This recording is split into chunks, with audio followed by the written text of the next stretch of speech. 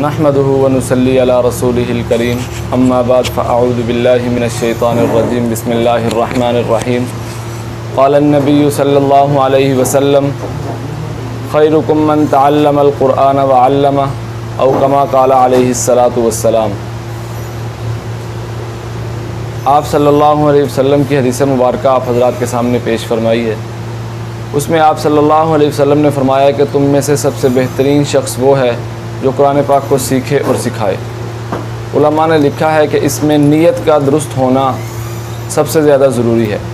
अगर नीयत कुरान पाक की सीखने और सिखाने की अगर दुरुस्त नहीं होगी तो अल्लाह तबारक व तआला न दुनिया में उसको फ़ायदा देंगे न उसको आखिरत में इस चीज़ का फ़ायदा मिलेगा। और अगर हमारी नीयत कुरान पाक की सीखने की और सिखाने की दुरुस्त होगी तो अल्लाह तबारक व तआला दुनिया में भी खैर व बरकत अता फ़रमाएँगे और आखिरत में भी सारी की सारी राहत अल्लाह तबारक व तआला हमारे मुक़द्दर में लिख देंगे। तो कुरान पाक के चंद हुकूक़ हैं, 6 हुकूक़ जो उलमा ने लिखे हैं वो आप हज़रात के सामने बयान करने हैं। उसमें सबसे पहला हुकूक़ ये है कि कुरान पाक पर ईमान लाना ज़रूरी है कि कुरान पाक के हर लफ्ज़ को, हर नुक्ते को, हर सूरत को, हर सपारे को मानना हमारे ऊपर फ़र्ज़ के दर्जा पर है। जो शख्स कुरान पाक के एक आयत या एक कुरान पाक की एक सूरत या एक सपारे का भी इनकार करता है, हत्ता कि एक नुक्ते का भी इनकार करता है, वो दायरा इस्लाम से ख़ारिज है। तो इसलिए हमें सबसे पहले ये चाहिए कि हम कुरान पाक की हर चीज़ पर ईमान लाएँ और उस पर अमल करने की कोशिश करें। दूसरा हुकूक़ ये है कि कुरान पाक की तिलावत हम पर ज़रूरी है। इस चीज़ का तो हम रमज़ान मुबारक में ख़ास तौर पर एहतमाम किया करते हैं, मगर हमें चाहिए कि पूरे साल भी इस चीज़ का एहतमाम किया जाए। हदीस पाक में आता है कि कुरान पाक को साल में 2 मरतबा ख़त्म करना ये कुरान पाक का हक़ है। तो इसलिए हमें चाहिए कि हम पूरे साल में भी इसको वक्तन फ़वक्तन मौका मिले तो हम इसको कुरान पाक की तिलावत करते रहें ताकि ये जो हुकूक़ है ये भी हमारी तरफ से अदा हो जाए। तीसरा हक़ जो उलमा ने लिखा है कि कुरान पाक को समझ कर पढ़ना। हमारे मुआशरे में इस चीज़ की बहुत कमज़ोरी है कि कुरान पाक को पढ़ा तो जाता है मगर समझा नहीं जाता कि इसको पढ़ना कैसे है। और अगर हम समझ कर नहीं पढ़ेंगे तो वो कुरान हमारे लिए सवाब के बाइस बल्कि हमारे लिए गुनाह का सबब बनेगा। वो कुरान पाक हमारे लिए लानत करेगा अगर हम इसको समझ कर और दुरुस्त तरीके से नहीं पढ़ेंगे। तो हमें चाहिए कि हम कुरान पाक को दुरुस्त तरीके से समझ कर सीख कर पढ़ने वाले बन जाएँ।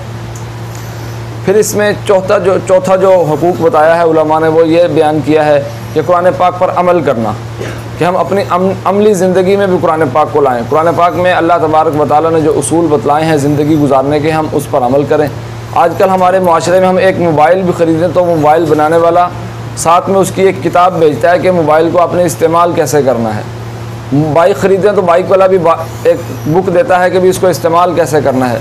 तो अल्लाह तबारक व तआला ने इंसान को पैदा करने के बाद एक बुक अता की है कि इंसान ने अपनी ज़िंदगी कैसे गुजारनी है, वो है कुरान पाक।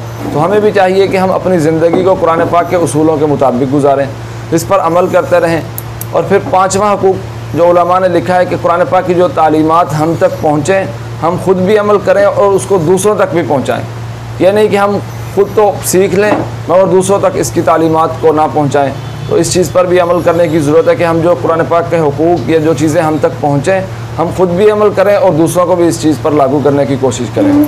और फिर आखिरी हुकूक़ जो उलमा ने लिखा है कि कुरान पाक पढ़ने पढ़ाने वालों के साथ मोहब्बत करना, ये भी कुरान पाक का हक़ है।